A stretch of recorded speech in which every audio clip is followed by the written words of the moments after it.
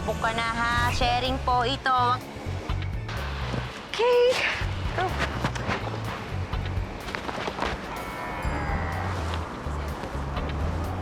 Miss, makikiusap lang sana ako kung pwedeng akong unang i-attend.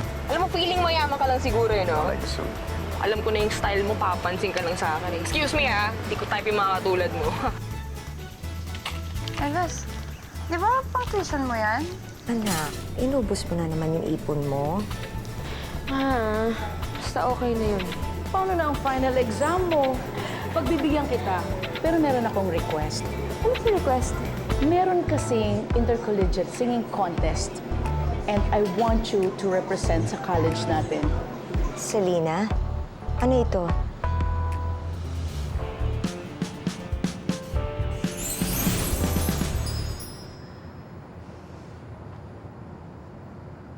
Tinatanong kita, kanino yan? Sasali ka ba ng singing contest? Kay Betty po talaga to. Naiwan niya lang sa mga gamit ko. Sigurado ka? Opo, tsaka bakit naman ako sasali ng singing contest? Sige, ayusin mo na yung mga gamit mo.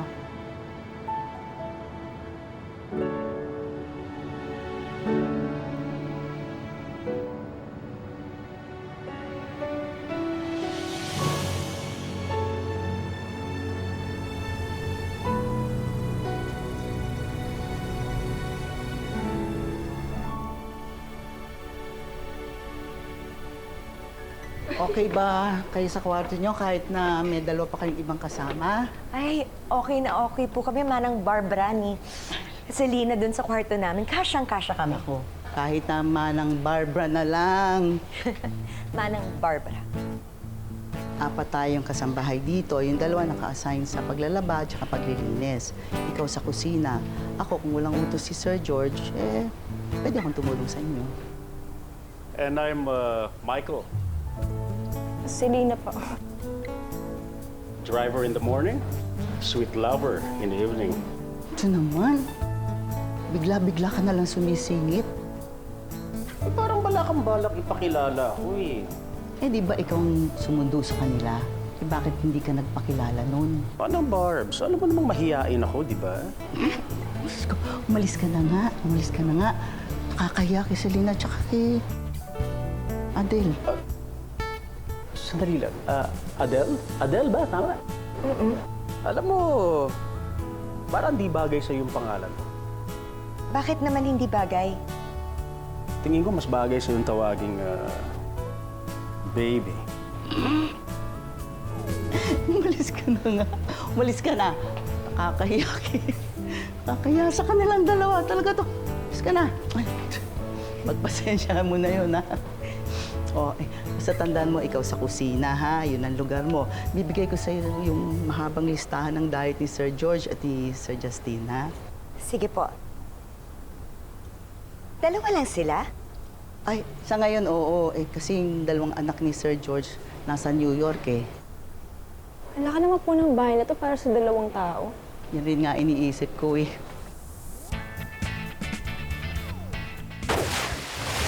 Madalas mag-party dito sa bahay. Pero huwag kang mag-alala dahil nagpapakater naman si Sir, eh. Kaya hindi ka kailangan magluto para sa lahat. Maliban kung maging paborito niya yung mga luto mo, i-request ka yung magluto. Ikaw?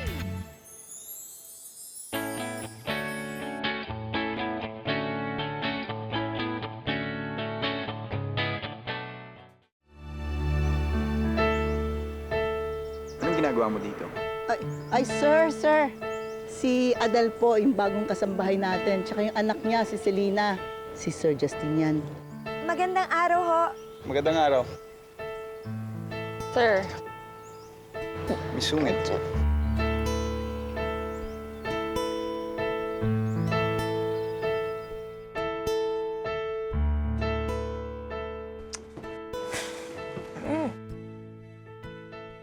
Joke ba to? Nak, matulog ka na lang kasi. kasi naman yung Mr. Yabang na yun yung pala yung amo mo. Uwi na tayo, tara na. Tara na. Parang bata. Selena, kalimutan mo na lang kasi yung pangit niyong pagkikita. Isipin mo, dito tayo nakikitira. Sila bago nating mga amo. Kailangan natin silang igalang. Tulog ka na. Tulog ka na. Tulog ka na. Sige. Pasensya na kayo ha. Ang gulo-gulo kasi nito eh. Mabait yan eh. Tulog ka na. Kailangan mag-ayos ka na ng sarili mo. Baka mahuli ka pa sa klase. Ma, tulungan ko na kayo. Mamaya pa yun.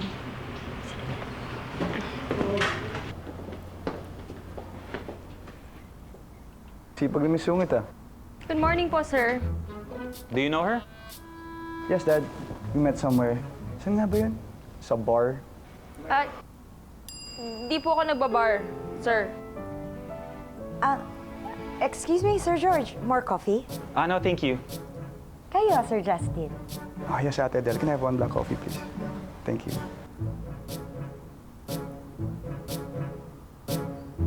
So anak, you gotta tell me your plan. Okay? The competition is very tight. Alam mo bang mas mataas ang sales nila ngayon compared to ours? Thank you, Ate Adele.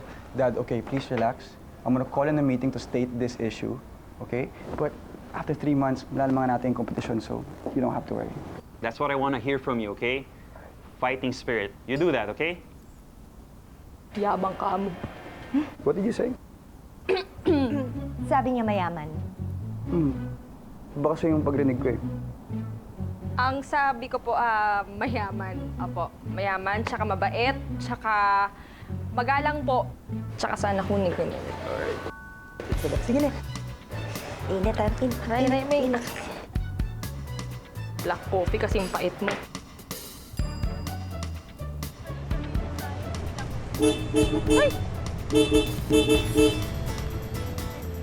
Hi! Hi po, sir. You know, you don't have to call me sir. From what I understand, yung nanay mo yung kasambahay namin, hindi naman ikaw. Okay lang po, sir, para wala na rin po kayo masabi, sir. Wala naman talaga akong sasabihin eh. Hey, let me formally introduce myself. I'm Justin Garcia. And you are? I'm going to school, sir. Let me offer you a ride, please. Kaya ko po maglakad, sir. It's far. Sanay po akong You know maglakad. what? Fine, no problem. Take care. Bastos talaga tong mayapa. Bro, ano nasa bahay niyo si Miss Papi? At masungit pa rin. Parang lagi na lang kayo pinagtatagpo niyan, ah. Di kaya siya yung destiny mo? I'd rather die. Sobra ka naman. Alam mo, okay na rin yun kaysa sa mabulok ka rito sa company niyo, di ba? Nag-enjoy naman ako and after a few months, gagawin akong CEO ni Dad. That's for sure. I promise you that. Eh, kailan ka ba niya kasi papakilala bilang bagong CEO dyan sa company niyo? At tagal-tagal niya pinaplano yan, di ba? I need a few months of immersion first to know the ins and out of the company. You know, how to manage it right. So I need time. Okay, bro. Alam mo, proud ako sa'yo. Pero at the same time, naawa rin ako kasi once na mag-take over ka sa company, wala. Goodbye, life. And that's when you're wrong. Mas maging excited pa nga yung life ko.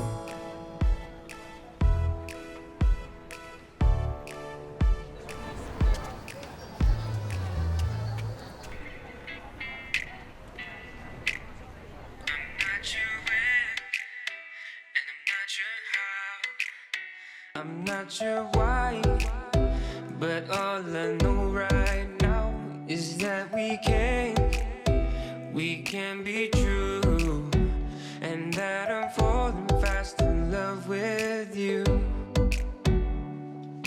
How can I prove that we're meant to be, and this isn't make-believe?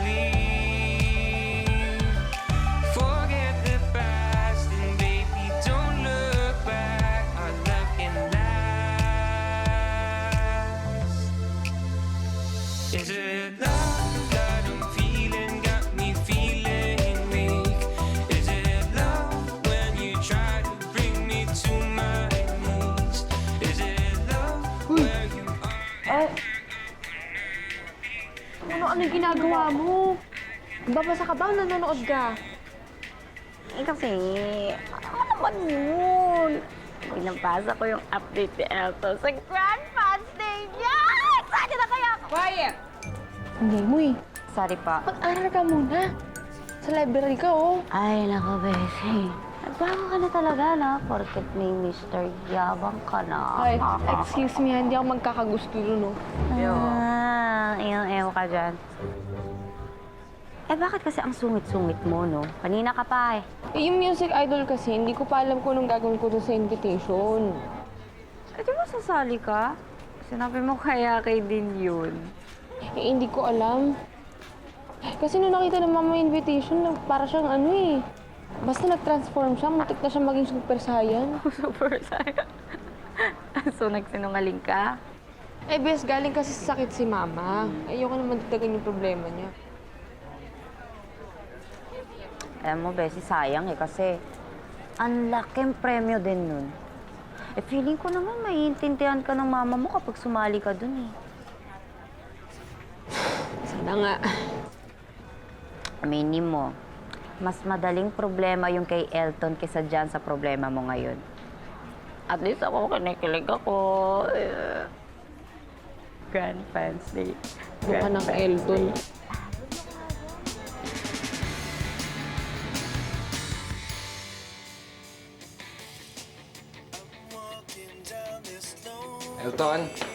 Elton, ito yung mga nakomit ko sa iyo na kontrata na natin so kailangan natin gawin. So bukas, meron tayong meet and greet na press ulit. So please behave dahil media yun. Elton, alam ko may issue ka sa pagpunta natin dito sa Pilipinas. Pero nag-o na tayo, nandito na tayo, so might as well, ha? Yeah, okay. I'm listening. Okay. So, sa linggo, meron kang live TV guesting. So may soundcheck tayo ng 10 a.m. And then, sa susunod na Sabado, meron kang Grand Fans Day sa Mall of Manila. What about my album? Depende yan sa magpaproduce. What about Dad? Dad, Dad, sabi niya susunod siya. busy yung dad mo. Pero pinapasabi ng secretary niya na... Secretary? I'm his son, tapos kailangan pang dumaan sa isang secretary. Of course, typical dad.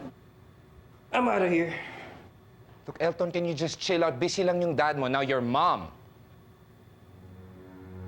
My mom? What about mom, Charlie? Gusto ko niyang kausapin. How? How will she contact me, huh? Tell me. I contacted her. You contacted mom? Di ba sabi ko, Charlie, I don't want to see mom? Okay? Listen, Charlie, the next time you see mom, or you talk to mom, or you call mom, tell her I'm dead. Or I'm in Mars, or whatever. I don't care. Basta yun na yun. I don't want to see mom.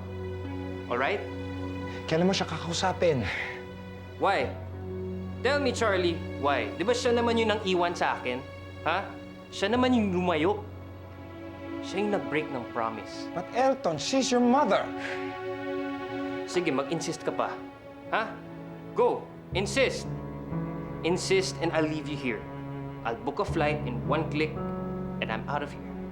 Back to Canada. This is exactly why I didn't want to come here in the first place. Because I knew she'd ruin things. Just like always.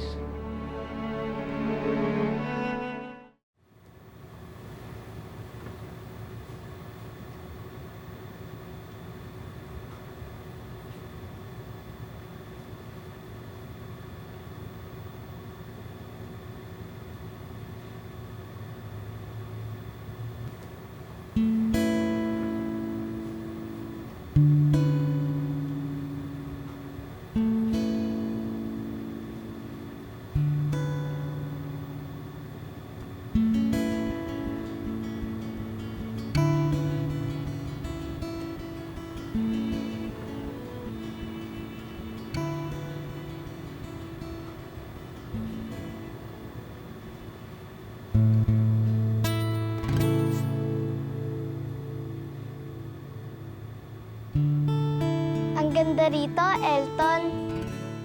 This is my secret paradise. Kaya ba madalas wala ka sa bahay kasi lagi ka nandito? Oo. I'm always here kapag gumagawa ko ng song ko. Dito ka nagawa ng kanta mo? Yung pinamirinig mo sa akin? Yeah. Kaso nga lang, di ko pa tapos eh. Bakit hindi mo pa tapusin? Gusto mo ko tulungan? Hindi ko ata kaya. Kaya mo yan.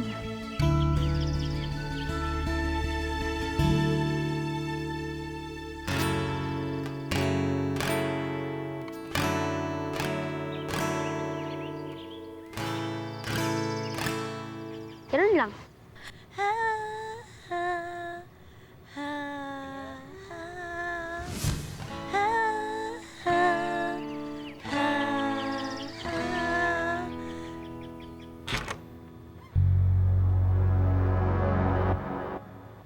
Chili.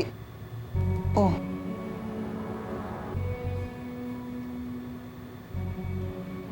Bakit parang nakakita ka ng multo, ha? Akala ko po kasi si Mami. May sasabihin po sana ako sa inyo, kaya lang huwag niyo po sana sabihin kay Mama. Ano yun? Tungkol sa love life? Ay, hindi ako eksperto dyan, pero pwede akong magbigay ng payo sa'yo. Alam mo kasi yung mga lalaki yan, Hindi po tungkol sa love life o sa mga lalaki. May gusto po kasi ako salihan ng singing contest. Kaso ayaw po ni Mama. Gusto niyo po nakalimutan ko yung pagmamahal ko sa music. Bakit ganun? Tsaka bakit ayaw kanyang kumanta?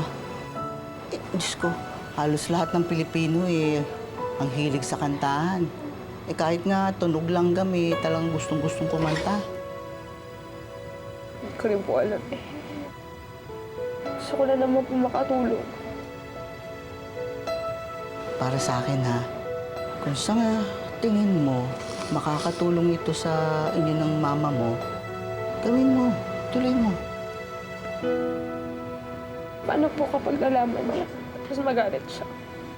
Alam mo, hindi natin malalaman ang sagot sa tanong na yan hanggat hindi natin nasusubukan, hanggat hindi mo sinusubukan. Abutin tayo ng dekada dito, puros tayo tanong ng tanong. Diba? Tsaka, alam mo, madalas talaga tayong mga Pilipino, mas maraming tanong kaysa sa sagot. Diba? Sige, dito ka muna, akit muna ako. Marami akong gagawin. Sige.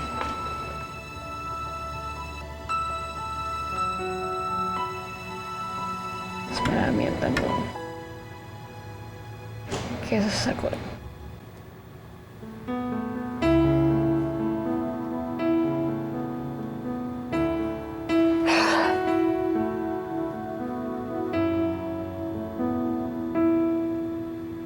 Marami ang tanong kaysa sa sagot.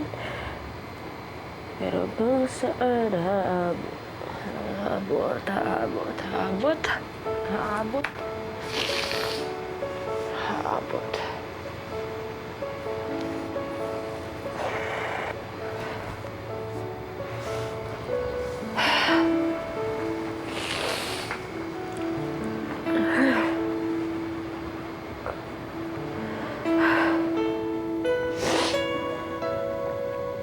Mas marami ang tanong kaysa sa sagot. Pero di naman kailangan. Malaman na ngayon, pagkakataon.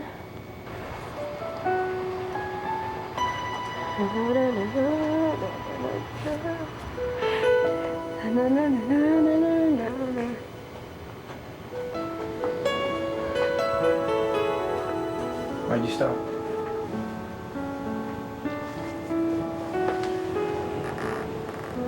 Sir Justin.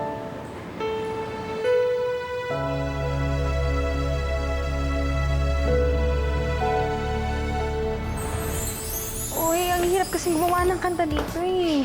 Kapatapos eh. O sige, basta tawagan kita mamaya. Kakanta ka ulit? Bakit kung nasaan ako, nandun din kayo? Dito kasi ako nakatira. May iwan ni Selena. Puntahan ko lang sa Salina, ibabalik ko sa kanya. Umalis? I'm not sure when, I'm not sure how, I'm not sure why.